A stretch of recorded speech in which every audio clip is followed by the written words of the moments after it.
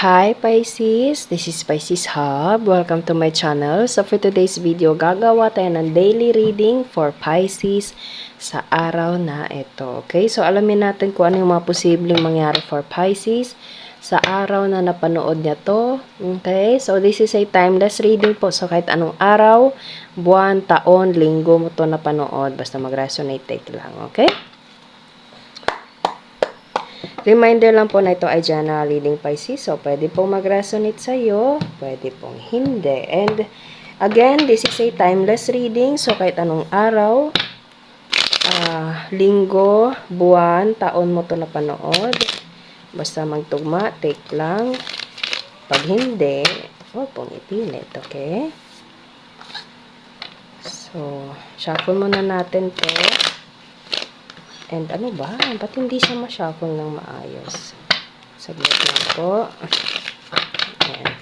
So, ano po yung posibleng mangyari for Pisces sa araw na napanood niya to?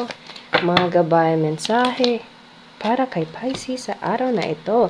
Okay, so there's the Lover and 8 of Wands. So, it's either you're dealing with a Gemini or fire sign, Aries, Leo, Sagittarius, or kung hindi naman, parang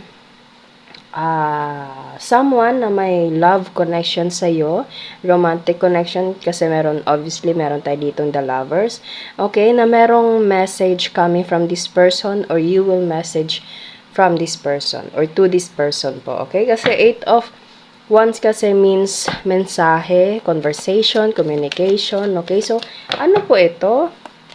Ano po yung laman ng communication na ito? For Pisces and to person na dinidil niya. Ano pa po yung mga posibleng mangyari for Pisces sa araw na napanood niya to? Saglit lang po. Kunin natin to. Kasi ang lumabas kasi is the lovers. So, gamitin natin itong soul connections when two hearts meet. Love oracle cards. Okay, so alamin natin kung... Pero mamaya gamitin natin ulit yan, Pisces. Okay?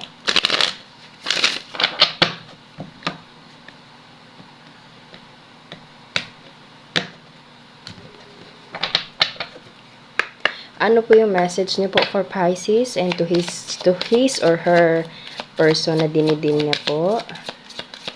Ano po yung message niyo po for Pisces? Mga posibleng mangyari for Pisces. Saglit, nahulog po. Saglit. Oh, wow! Rejoice! Embrace your loving connection and rejoice. Wow! Masaya, kasiyahan. Siguro ang mensahe na ito, Pisces, is merong message na magdadala ng kasiyahan. Ayan, no, dalawa sila and punong-puno ng love. Nakikita niya, no, naka-heart pa yung parang kung ano man yung naka-shape dyan, okay? And embrace your loving connection and rejoice. Oh, that's so sweet. So, ano pa po yung message niyo po for Pisces sa araw na ito? Mga gabay mensahe para kay Pisces sa araw na ito. May message pa po ba kayo? Ano pa ba? So, siguro kuha tayo ng The Mystic Red Rose Oracle Cards. Alamin natin kung ano pa yung ibang mensahe ng ating tarot card for Pisces sa araw na ito.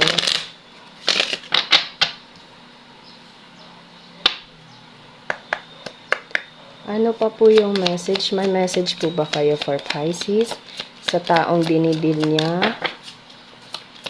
Ano pa yung maposible mangyari for Pisces? Abundance, wow, positive mindset, manifest, gratitude and bliss, blessing. Okay, so kung ano man itong mensahe galing from your lovers, Pisces, or ikaw yung magme-message sa taong to, magdadala ito ng kasiyahan and abundance, okay? It's either you or you're dealing with someone na nagmamanifest sa communication na ito. Okay, and it is all positive. It is all parang optimist, okay? Maganda siya, maayos, masaya, abundant, okay? Gratitude. So, maganda yung darating na communication, Pisces. And, oh my gosh, Coffin, new beginning, liberations, reborn, and transition, tragic ending. So, it is something like parang new beginning for you and to this person, Pisces. Okay? Pwedeng merong parang, anong tawag nito? Parang second chance. Pwede pong ganun. Okay? Not today. Engagement and butterfly. Yes, there's something na transition, Pisces. Transformation. Okay? Boundaries and hurt. Avoiding conversation at dealing. Still upset. Yes, pwedeng hindi ka nag-uusap ng taong to. For a meantime, pwedeng there is some time phase sa inyong dalawa na parang hindi kayo nag-uusap, and it's either you or you're dealing with someone na parang minamanifest yung communication na ito. And kung mag-usap na kayo, Pisces, magdadala ito na kasiyahan sa inyong dalawa. Okay? And there is something na parang reborn, transition, kumbaga next phase, second chance, pwede pong gano'n, na magdadala ng engagement ring. Kumbaga kasiyahan, long-term partnership, higher commitment, okay, partnership and union, completion, eternity. Okay, so parang merong communication na magdadala ng second chance sa inyong dalawa, Pisces. Okay? And there's the butterfly, evolving and growth. Next phase, healing inner child, releasing the past. Okay, so,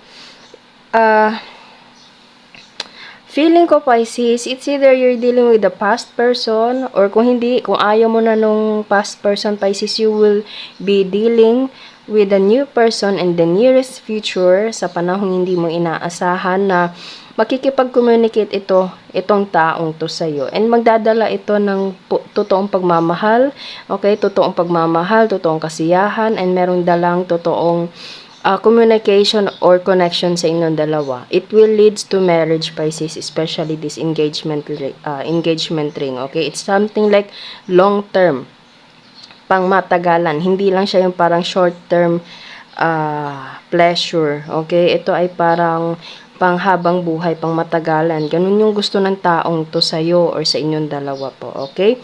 And there's a butterfly. Kung ano man itong nangyari dati, yun nga, parang merong transition, merong transformation, merong panibagong landas sa buhay pag-ibig mo, Pisces, okay? And mag-e-evolve ka, okay? Or mag-e-evolve kayong dalawa, kung ano man ito. Okay? Basta ang bottom of the reading natin ngayon is there is someone na magdadala ng communication and merong connection sa engagement ring na magiging masaya kayong dalawa. Okay? So, sige. Siguro tayo ng iba pang. Depende kung ano pa yung lalabas. May message pa po ba kayo for Pisces sa araw na napanood niya to? Etong taong dinidil niya.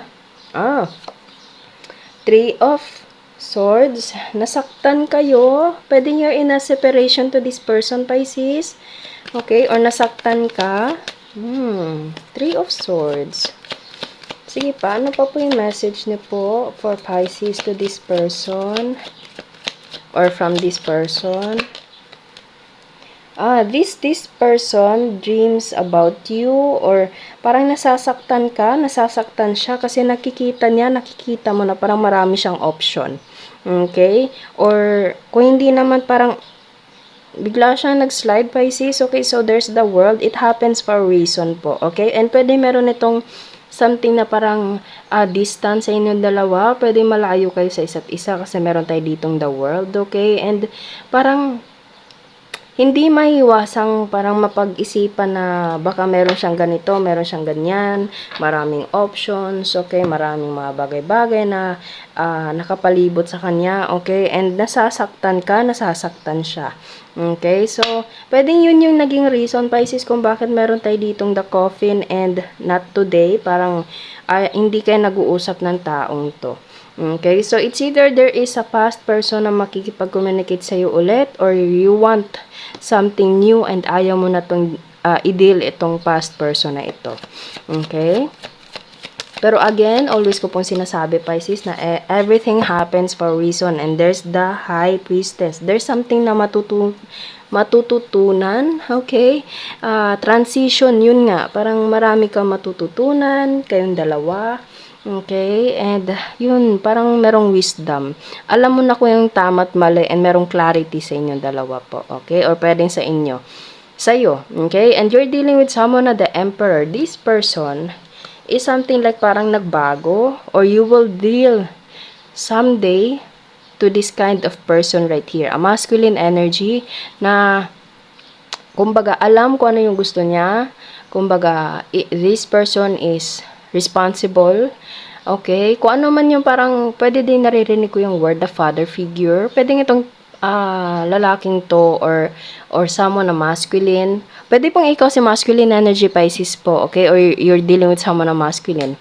Okay? Na gustong magkaroon ng pamilya, gustong magkaroon ng alam mo yun, stable na relationship, okay? So, malayo sa kung ano man yung nangyari dati or kung ano man yung nangyari dati, natutunan nitong taong to, there's a realization and ganito na po, para mag-step up na siya to a higher level of maturity.